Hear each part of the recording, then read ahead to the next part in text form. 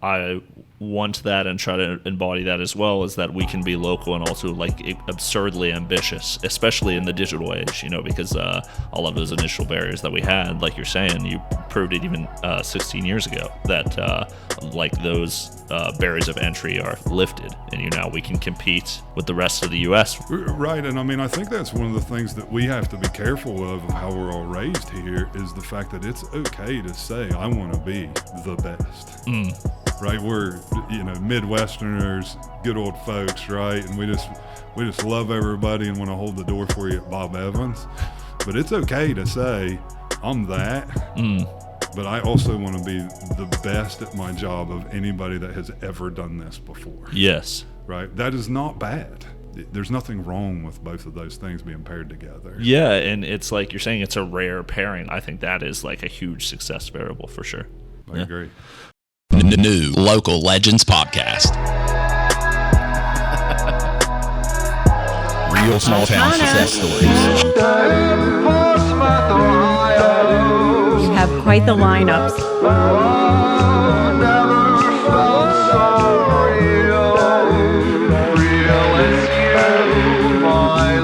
We believe that if people know better, they can do better. When you kissed me by the river. Sponsored by Glockner Enterprises.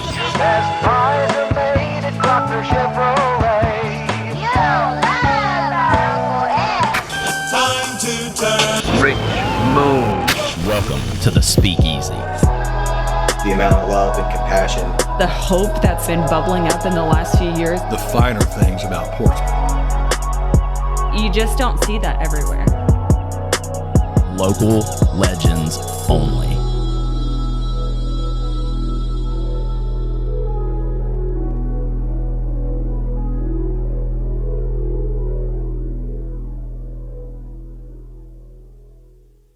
Welcome back to the Local Legends Podcast. This is episode 50th episode here with Asa Jewett in the Glockner Speakeasy. Welcome, man. Thank you. Thank you very much for having me. My very first question, Asa, and be honest, do you play basketball? That's a really funny thing. I mean, there's a lot of people around. Some of my dear friends would get a kick out of, all the times that we've been out and traveled and the different responses that I give people to, do you play basketball? Right? Yeah. Like Mike's favorite is to tell everybody that I'm a librarian. And to just see the response that I get, for most of my life, I told everybody I was a gymnast. So, dude, I'm telling you, if you go to Walmart, it's literally like people are waiting in every aisle to ask you that question. It's crazy. I mean, you get it, and I mean, it's one of those things that's really funny, for us to talk about this because it offends a lot of the people I'm with. Yeah. But I'm so used to it. Like I'm fine with it. Like, well, I let it ruin my day. Somebody says, how big are you or how tall are you? How's the weather up there? Yeah, man. It's fine. It's cool. Like, that they saw. Maybe I made somebody's day, I guess, because I'm big. So whatever. Happy to entertain them, I guess. When people tell me I'm taller in person, I tell them I'm shorter online. That's usually that's a good one too. You have a much better online presence than me, though. So, let's just start with like the Wikipedia summary of Asa Jewett. Who you are, what you do. Wow, Wikipedia. So born and raised in Portsmouth, Ohio. Right, I've been very blessed to get to come back after growing up here to have my career. I'm a financial advisor for Edward Jones. I've been fortunate enough to become a partner in the firm. It's just been a wonderful journey to this point in my life. But I guess that's where we currently are. Best things of my life: husband to Ann and dad to Jack, who's going to be 14 on Saturday. So maybe he'll watch this and be proud of his dad, which would be a good thing to me. Yeah, man, that's everything.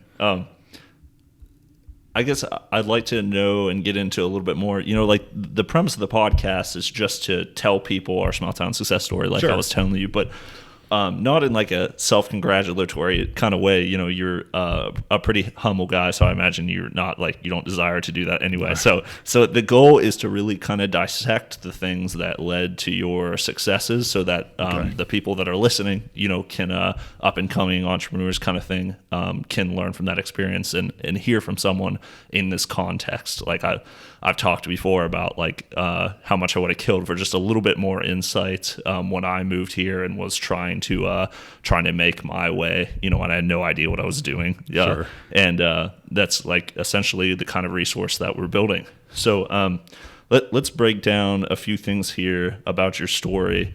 Can you tell us a little bit? Maybe start with any light bulb moments that you remember that you can share that led to you choosing your career path specifically. I mean, actually, it's a pretty funny story how I got into this. It's kind of just dumb. One of my favorite quotes is the harder I work, the luckier I get. And so when I was recruited to go play basketball at OU, you know, I originally went into engineering, but, you know, had high hopes that I was going to go play professional basketball or something like that. So I thought, well, I'll use this free education to learn about money. That way, when I'm done, I'll be able to retire and do the things I want. So I started taking finance classes just kind of out of that necessity to want to know and understand it more. You know, ended up getting hurt and having a couple of surgeries for a couple of years. So basketball had kind of run its course that time for me, per se. But luckily I was doing, you know, out of sheer kind of hard work and dumb luck, it was doing well in finance. So, you know, that was one of those really times that to be extremely disappointed in something you had worked basically your entire life to be good at, in basketball, to have that kind of pulled away.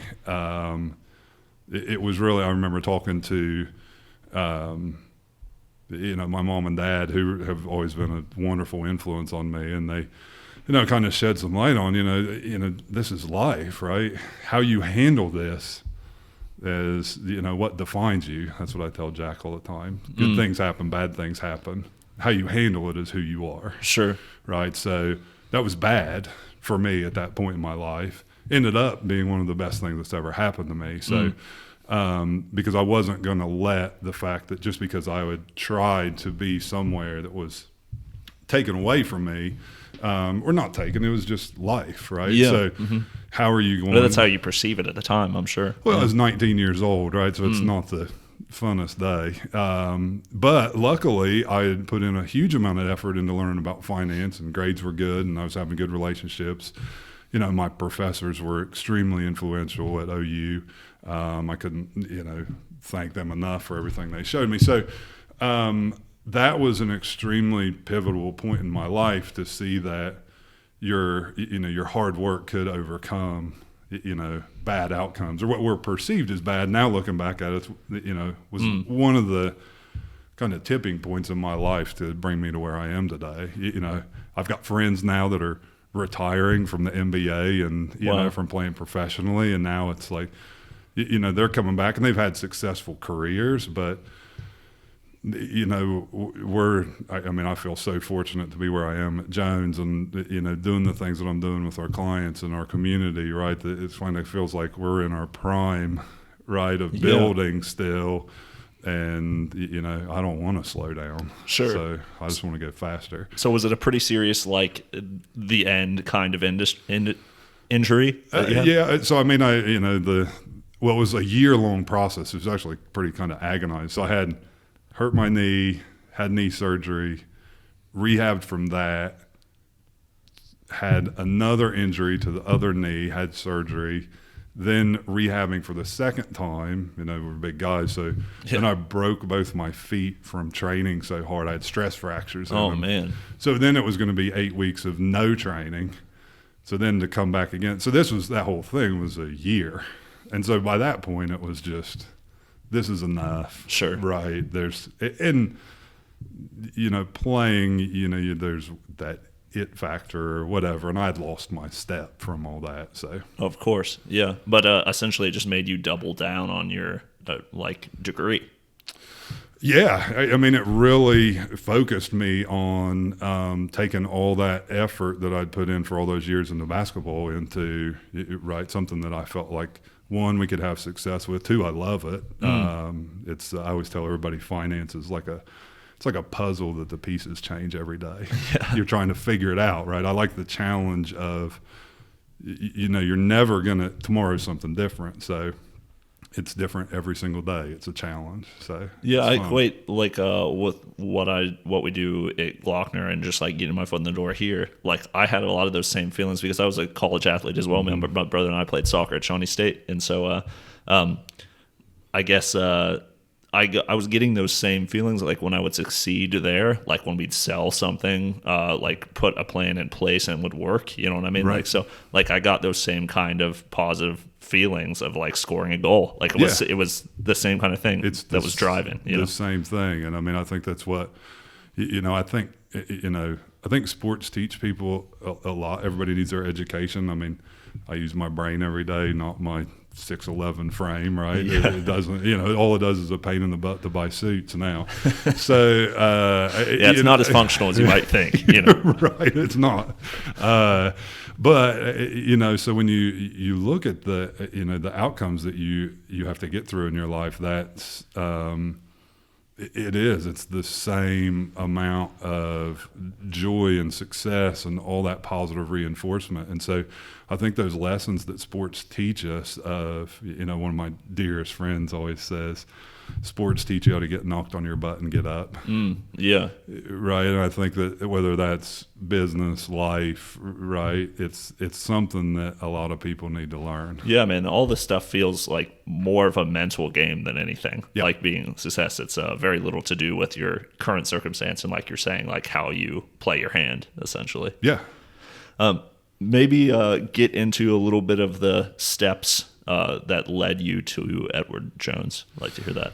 Sure. I mean, so I guess, you were asking about the, kind of light bulb moments. Mm-hmm. So it's this weekend, my son's going to be 14. So when I was 14, one of the biggest light bulb moments of my life was one of my best friends passed away when I was 14, right? Mm-hmm. He was my best friend in the world. And in dealing with that, right, people deal with loss so much, in so many different ways. To me, what I focused on was I was going to try and live a life that his family would be proud of me for living a good enough life for both of us, right, since he no longer could. So that whether that was his dream was always play basketball, right? So I think that partly gave me the motivation through all those years that was something that we really wanted that I was going to focus on because I had this internal burning fire, and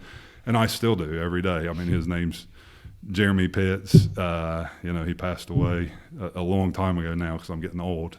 But that when you talk about moments in your life that change you, right? That's one of the things that was something that I needed to turn into something I could be positive about, right? Rather than wallow in it and all that. So that moment, I think, changed me how I was. I mean, sadly, lost, my best friend at 14 years old, but he's still with me every day, and I live a life that hopefully he's proud of. I mean, I think that's a lot of things when you talk about business and success. I mean, one of the coolest things about my job is I'm exposed to the most successful people in this country, right? My clients are fantastic, amazing people, and they teach me something every day, right, if you're just paying attention. So, I mean, I think that sometimes people get shut off from because they're nervous who they are or whether they're their teacher or whatever. And I mean, these people have amazing gifts to share, and if you're paying attention, there's a lot to be learned from this world. Of course. Yeah. Maybe that leads into one of my other curiosities as far as like mentors in your life. Are a lot of the work you're doing with your clients ultimately just like teaching you a lot of things outside of finance? You know what I'm saying? Oh, yeah. I mean, because, most of the clients aren't in finance, right? They're but they're amazingly successful in whatever line of work that they are in, right? And so when you being exposed to that, however, to their story, right? How they grew up, what they overcame, what they've learned, and to just get to be a part of those conversations is so cool. I mean, I get to do your job every day as part of mine, right? As in knowing them, and I think it's an amazing benefit that I have by just getting that exposure all the time. Sure, man. Well, I can relate, and as like the more people that I've met, it's continued to like broaden my perspective, and you're just really as strong as that like diversity at the table. You know what I mean? Yeah. Like people just bring all kinds of like that combined experience is a really powerful thing, and that's what we're trying to emulate with this essentially is Sure. that same kind of thing of by you telling your story and adding more voices to the table, we're going to like continue to like rise together kind of thing. Yeah. That's awesome. Maybe for you, Asa, are there like day-to-day values, principles that stick with you? Maybe you learned from others or literature. What kind of like core principles are you sticking to that you feel lead to your success? I mean, the North Star is, we do what's right. Always, every time, no matter what, no matter how hard it is. I mean, that's what I tell Jack. And, and it's funny, I bring up Jack. I mean, I tell everybody that the things that I tell my son to do is how I'm trying to live my life. Right. So when I tell him to work hard, I should work hard. Right. And I think that sometimes people tell their kids what to do, but it's hard. Right. It is hard to live up. And we were talking about your kids, right? The expectations we have for our children and what we want them to achieve and all those things. Right. Well, I mean, if you turn everything that you're telling your kid back to yourself, probably it's a challenging exercise. And so that's guiding principle, do what's right, and what I told my son to do is what I try to live up to as well. Yeah, and I like that, man. As far as doing what's right, I maybe there's this perception in the business world that like people that aren't doing what's right on occasion are the ones that are getting ahead, but I think that's like that eventually ends. You know what I'm saying? Like it's kind of a short-term solution just to kind of play things under the table or just do things kind of outside of like ethics, you know what I'm saying? But like you're saying, you start maybe like limiting your relationships and hurting people that eventually like starts burning bridges. I mean, right. I mean, I always tell everybody, I mean, we're playing the long game. Yeah. Right. Everybody who works in my office, I mean, there are some people who do things differently than me. That's for them to have their head hit the pillow every night, right? And I mean, we're sitting in a building that was, hundreds of years ago, right? You don't get to these places by taking a short-term gain for some unethical or perceived gain, because it's not. You know, if you got it the wrong way, it is not a gain. It is a loss, and no matter how anybody looks about it. So, I mean, we're always trying to. I was very fortunate, right? So when I started in business at Edward Jones, I'd never had any money, never made any money. So it was pretty. Any money that Ann and I were making was a darn good day. So, right. So I mean, other people come into different entities at different places in their lives, but coming as a kid who'd never had 2 dress shirts, right? So. It was all upside from there, however much money got made. So I could take my time and do it right. But you're right, man. And Sean Dunn, like when he was on the podcast, was saying like people like the Glockners, and I'm sure a lot of your successful clients, they could take everything they're making and just like put every penny of it extra into the stock market. You know what I mean? They can make plays like that where they're not investing in the community, but that is the long-term play. If this, like you're saying, was about all about just selfish gain, Ebby would have like liquidated the business a long time ago. You know what I'm saying? Like that would have been the most short-term play to make the most wealth kind of thing, Yeah, and I mean, you have. I mean, we're fortunate here. I mean, that I think the community, when you look at it, is growing. Right, for one of the first times during my lifetime here, I feel like we have a positive momentum moving forward, and a lot of that is because of people are taking an interest in they don't want to sell and leave. Right. They want to make it better. I had a conversation last week with a friend of mine, and he said, I want this because I want my kids to want to live here. And I thought, well, I mean, and he doesn't need to do anything that he's talking about doing. Sure. And he is solely doing it to make our community better so that his kids and my kids, want to be here. And I think that is one of the coolest things I've ever heard. Yeah, man. And I think that's like one of the biggest vectors for change is when we start thinking beyond like our immediate comfort and start thinking about what we're setting our future generations up for. It's just so much more purpose, Yeah. And, if you, I think one of the things that, talking about living up to the stuff you tell your kids, I mean, I always tell Jack, I mean, if you have the ability to help somebody and you don't, that is one of the worst things you could ever do. Right? Because they might not have the ability to help themselves, but you could help them. Right? You might have that ability. And so that's how I look at it here. If I've been put into a fortunate place throughout my life to help someone and I don't do that, that's on me. Yeah, that's like the cost of not doing something, so to speak, which is often not measured, Correct. Yeah, but that's one of the ways that we look at it. So, let me ask you this, Asa, since we're on the topic of the community, doing business here and your involvement in the community over time. I guess how have you seen maybe in your sector of work, economic conditions change, or your clients' conditions change here in Portsmouth, and I guess the Appalachia as a whole? Are there trends you're seeing, and what do you make of that?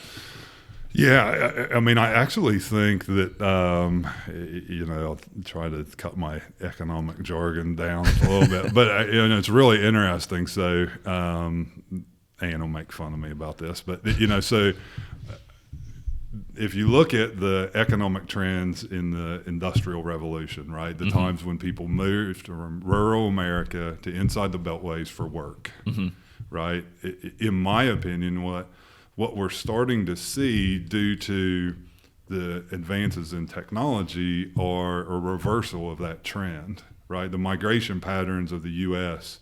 are starting to flip to where people due to the internet, right, and can work from home and different things like that, that not everybody needs to be in the downtown beltway, right, for their employment. So when you look at somebody who might value the way to appreciate the beauty of where we live, right, the cultural perspective of, I would say a more friendly environment to raise your kids and do all that stuff, where people are going to hold the door for you when you're going into a restaurant. I think that for certain people is going to add a big benefit to encouraging them. And now, since the economics have flipped, that they have that ability. Right. I mean, I'm very optimistic about people continuing to want to move here from Cincinnati, Columbus, Lexington, or anywhere for that matter, because they might not cost of living so much better. Right. Right. And if you don't have to live 5 minutes away from Macy's, right, if that's not what the purpose of your life is, if you'd rather be able to sit on your porch and look at the river or look at the hills or go for a drive in the forest, I mean, we're pretty fortunate to be where we are. Of course. Yeah. And so I think people understood that more too, like through the pandemic, and you're seeing like the radical changes and just the polarizing stuff that was happening in big cities, versus just this more temperate environment that we're a part of. Right. Yeah. It like became very clear. And then, like you're saying, I think, A Case for Rural is the name of that case study that the Innovation Hub put together. Oh, cool. And essentially they were doing research into that exact phenomenon, like that we're moving away from a manufacturing kind of town, or we've already moved away from that. And now the opportunity is coming in as remote work, is like digital economy kind of work. And like you're saying, you're working with clients, all over the country. So that is a distinct advantage, especially with the other context, which is that Portsmouth has this low cost of living and this very pleasant, like temperate kind of environment. And just it's very relational, like you're saying. You start to get to actually know the people that live in your city, right? And I mean, it's a wonderful incentive. I mean, I think that so when I started my career, I went to New York, right, and was going to rule the world and all that good stuff, and quickly realized that a boy that grew up on a 50-acre farm on Upper Twin Creek, inside a county that Queens, and riding the subway to Manhattan every day wasn't really how I wanted to live my life. I did it, but and it was I always tell everybody that was my master's degree. Well, how long were you there, Asa? Let's focus on that. About a couple years. Okay, right, yeah. A year and a half, 2 years. It was a wonderful experience. Right, I met some fabulous people. They had a big influence on my life and what and how they really showed me how to work. Right, just because you were in that environment, you were thrown to the wolves, right? And so you had better have it together and ready to go. And I did. There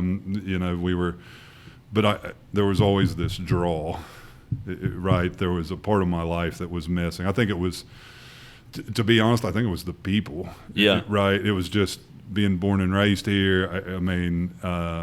The people I grew up around are some of the best people on the planet, in my opinion, and it was just great. And I missed it. I missed being here. And a lot of people say, like, why'd you move back here? And I had a choice, right? My business, we could live anywhere we want, right? Very fortunate, right? We've got clients in almost every single state in the United States. Most of them don't come to Portsmouth to see me, right? They don't hop on a jet to fly to Portsmouth, right? We do business. They've been to the river once, probably. But I got to buy them a river steak and UPS it, though. I get Darren on that. So that was a choice. And then we've been running my business the way a lot of people are trying to adapt to now, because I had to. Right. So when I moved back 16 years ago to Portsmouth, I really had to figure out how I could gain a clientele from across the country, but be in the place where I wanted to live. Wow. And so, right, luckily we've been very fortunate to make that decision at a time where obviously internet computers expanded to really provide for that opportunity. But it just wouldn't have been a possibility like 30 years ago for it. Like, correct. What I mean? It would have been impossible you couldn't do it. Yeah, so you were like really kind of an early adopter of that model, which is cool. Yeah. And once again, kind of dumb luck, right? Like getting into finance, I mean, I didn't have a choice, right? So I had to figure out a way. How do I live in Portsmouth and manage money all across the United States? Well, let's zoom in on that. Is it like how? You know what I mean? What were kind of the building blocks to do that successfully?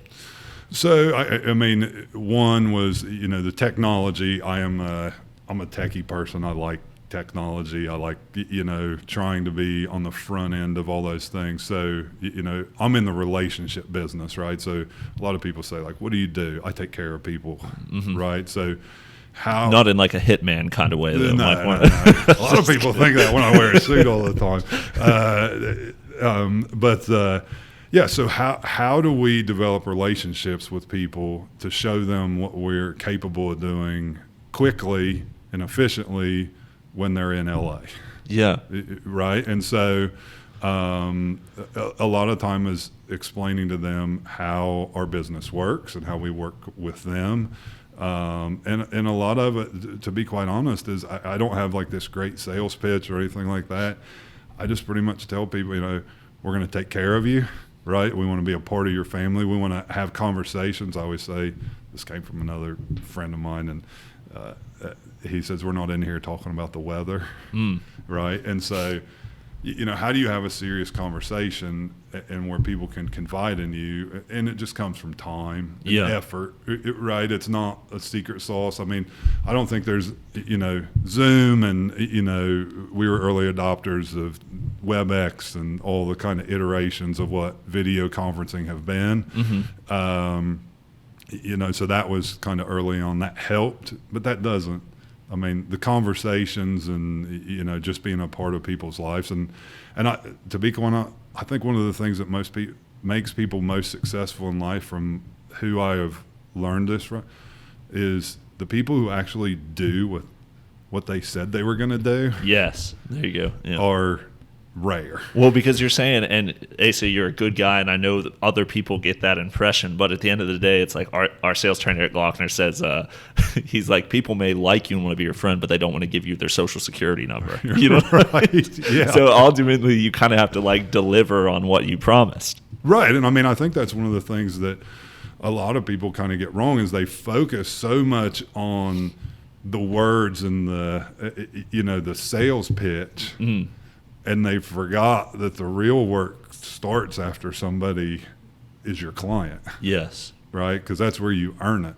Well, and maybe do you feel like your experience in New York and working in more of like a heavily transactional, like high volume environment kind of gave you an edge on that? Like I feel the temptation locally and in local business is to like ease off the transactional side, just kind of get maybe a little too slow. Like you could probably do things faster, provide better service, but because there's less options and it's more like it's more relational, you can start to get kind of lax, which you know what I'm saying? It's really nice to pair that relational aspect and also like, hey, I'm good on my word and I'm going to deliver this in a timely manner, Correct. Yeah. I mean, how do you get that spark, that fire? I mean, there's, stuff in the, a lot of our competitors, not in my business, I'm talking about globally, of people who are doing business outside of here, I think our advantage is for a lot of the businesses I know here and the people I know really well is there is that joy from service, right? But I think our competitive advantage for a lot of the businesses that do amazingly well in our communities are those people actually also have that fire. Yeah. Right? They want that goal score. Sure. Right. They want, that's their win. They want that win, but and that speed of that, but then they also want the longevity of the relationship. So that's the kind of the beauty of our culture when you pair it together. Of course. Yeah. And I'm like, I want that and try to embody that as well, is that we can be local and also like absurdly ambitious, especially in the digital age, because all of those initial barriers that we had, like you're saying, you proved it even 16 years ago that like those barriers of entry are lifted and now we can compete with the rest of the U.S., with the world, Right. And I mean, I think that's one of the things that we have to be careful of how we're all raised here is the fact that it's okay to say, I want to be the best. Right. We're, Midwesterners, good old folks. Right. And we just love everybody and want to hold the door for you at Bob Evans. But it's okay to say, I'm that. But I also want to be the best at my job of anybody that has ever done this before. Yes. Right. That is not bad. Success is not bad. It's beautiful, right? And if you compare that drive and that fire with loving the fact that you can hold the door for somebody at Bob Evans or whatever restaurant of your choice, right? That's cool. That's special, right? It's not. There's nothing wrong with both of those things being paired together. Yeah, and it's like you're saying, it's a rare pairing. Like a lot of times, those things aren't synonymous. So when someone realizes that it's just like the perfect, it's the perfect mix. I think that is like a huge success variable for sure. I agree. Let's talk a little bit. You were, I know, somewhat involved in the case study redeveloping in the Comeback City, which was the housing study through the Ohio Policy Center, and as well as the Scioto Foundation, and they were part of it as well. But it's essentially comprehensive housing market analysis for Portsmouth, and I want to lead into, what do you make of that research? I read the paper. I learned a lot from it, and like what kind of conclusions are you drawing as far as what we can do as a city to like set citizens up to thrive here? Well, I think that we've got to, and I think there's obviously around where we're sitting right now has created some of this energy, right? So we've got to figure out a way as a community to continue to bring that energy back into our into our town, Right. If you go back historically and look at how the town was designed and everything, right, and then you had kind of that migration back out into the county a little bit, right? So, how do we make sure that everybody who their home might reside outside of the city limits, but we all base our lives off the utilities and the of our town. So how do we through bring that energy back? I mean, I always call it a beehive to everybody that I talk about. I'm like, how do we get the bees flying around Chillicothe Street? How do we get the bees back on? I mean, 2nd Street's amazing over the last few years, how we've really seen that happen. Completely radical change, man. Even just in 5 years. Right. And the cool thing about here is it can happen fast, right? I mean, you don't have to spend $1 billion to do, High Street in Columbus, right? Yeah. The entrepreneurial spirit of our community members has dramatically changed the look and feel and energy of 2nd Street already, right? And in my opinion, we're just getting started. So, so if you look at that, I mean, that whole report and all that stuff. I mean, what I read from that is we need the lights on and we need more bodies downtown, right? Yeah. Whether it's housing, business, right? You need that energy, right? And the more that you can provide that energy through community outreach or different entrepreneurial spirit, right, of development, that's what's going to continue to do that. Now, the great thing is we have momentum, right? This is the first time during my life the momentum is positive, not negative. Yeah. So we've been in it might have been that report I said that was talking about, or it might have just aligned with the fact that we've been kind of in like a downhill slide since like 1943. You know what I mean? Like population declining, etc. Which, but yeah, like you're saying, we're entering this new kind of economy and opportunity with remote work, etc. But yeah, and I think that for our town, I mean, the more businesses that we can get downtown, the more attraction there is, the more people, the more that energy is being studying economics and all that stuff. They always talk about the trend data and all these different things, and I mean, realistically, most of it's momentum, right? So the momentum of that positive, and the same works in reverse, like we've experienced since the 40s, right? So when it's negative, right, for a long, long time, and it's really hard to break that trend, and you really have to have almost an event or something that can change that trajectory. And I feel like we're there, and we just have to continue to, in my opinion, pour gas on the fire to get it bigger and faster. And I think it will. It's just I want Jack to go away to college, and when he's done with college, for him to say, I got to go back to Portsmouth. Look what's happening there.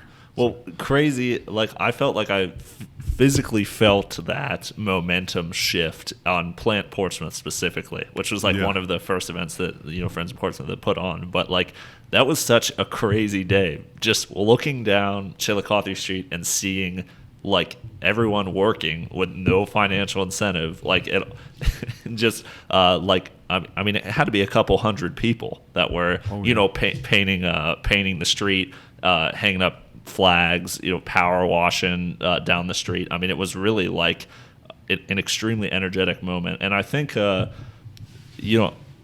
only thing that can inspire that is people actually believing that things were changing. You know what I mean? They felt in their hearts. It wasn't just like an accolade that they could add to their resume. It was like, it was real belief that we're moving in a new direction, and we want to start. And I think I could not agree more. I mean, what an awesome thing to experience and be a part of. I mean, people's kids are out there, moms and dads, grandparents. I mean, it was everybody wanted to, people genuinely want this town to be a great place to be. And I think that, I think that at the core will make it happen. And talking to the people that you talk to and just your involvement in the community, so where do you see, I guess, more opportunity to continue to snowball that? Is there anything you're pinpointing specifically, like resources that we need to bring to the table or areas of opportunity to explore? Well, I think that, it's really exciting. I was in a meeting a month or so ago with Shawnee, continuing the university to want to integrate more into downtown. Yeah. Really, I feel like that is a huge energy driver, right? To bring, to bring kids who are at that point in their life of growing and learning, and what a cool time that is for them to bring that energy into the businesses of downtown. I feel like changes the whole environment there of, right. And I don't know what type of business that drives or anything like that, but just the energy of kids and their hunger for knowledge and learning and what they want to be around, I think is really, really cool. I think that the city is doing a good job, from my understanding, from talking to some of those folks, with the things that they're trying to do to improve our infrastructure, right? Which we need dramatic improvements there to make our streets safer and prettier, and then you've got the county's doing a lot of the same things, and I think this is one of the first times that I can remember. Maybe it's just because I'm an adult now, but where you've really got all these major entities wanting to do these things together, right? We've got great successful businesses, Glockner's, Osco, right? All these wonderful places, the hospital, and they're all focused on wanting to do more things here, right? And so I think that the momentum and power that brings is, it's exciting. Yeah, of course. And I think, like you're saying, that lends to the conversation we were having about larger vision and long-term success as businesses and just entrepreneurs in general. Is like, if we want that and want to thrive in the place that we're living, then our pursuit can't always be in increasing our margin, although an important premise. It has to be also in like what is that impacting? You know what I mean? What are we getting on the same finding common interest in, and what do we want to see change in the city? Because I think businesses are largely the driver of that. Set a lot of the tone of the culture as well. Oh, I agree. Yeah. And I think that and there's a huge amount of opportunity here, right? And the ability for a few people to make a massive change, right, in the face, right? Once again, it's not $1 billion to do High Street, right? Yeah. In Columbus, it's our town, and we've got 6 or 8 blocks that we need full, right? And the lights turned on and life back in there, right? And we need, whether there's people staying in apartments above them or businesses operating on the main floor. We need that energy to continue, and I think it's going to happen.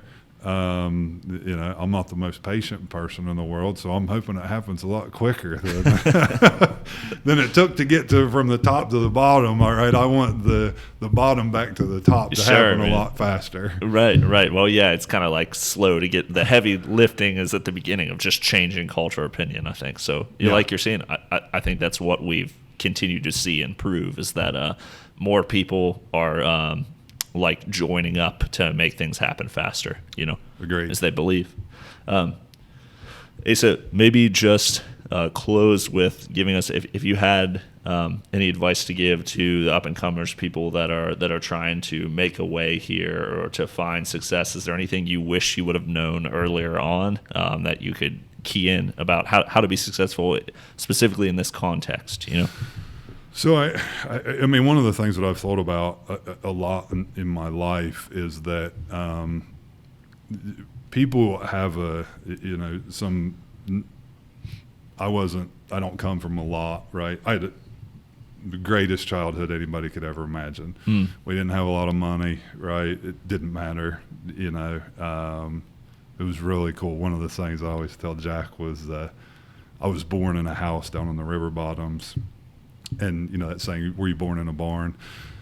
We actually moved. The house was so bad where I lived, we moved into a barn.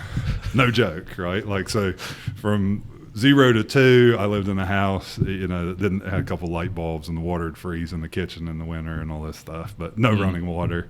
I didn't have running water till I was 12, but it was beautiful, right? My parents are brilliant people. They taught me so much in life. They're awesome, still doing great, which thankfully they live real close to us now.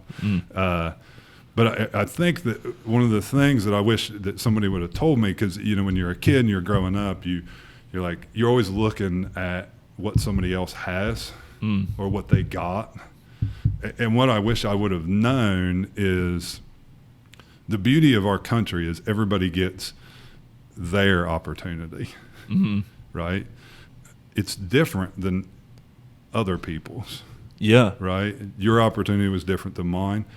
That what we do with that is how you're defined, right? So I wish somebody would have said, like, it doesn't matter if you know you're way better looking than I am. That's that's a better opportunity for you. That doesn't matter, right? So what I wish I would have known at a younger age is just because somebody was, had a different upbringing or anything like that, or you had some perceived that their life was easier than yours, that doesn't matter, right? What matters is that with your opportunity in your life, you maximize what you are capable of doing. And I feel very fortunate for my parents to have taught me that at a very young age. And but I think that's one of the things that I wish people would grasp. I mean, don't be mad at the kid at school, right? Because they've got newer books than you or something. It doesn't, your books are fine, right? What you do with those books is all that matters. So I wish that's what I knew. That's powerful stuff, man, and you're a living example of it. Just playing the hand you're dealt, whether it be like some significant injuries that you may have perceived as ending your interest at the time. You snowballed it into something powerful, made a way for your family, and just I appreciate you sharing your story, man. Yeah. Sure. Thanks for the opportunity. Yeah, of course. Thanks for listening, everybody.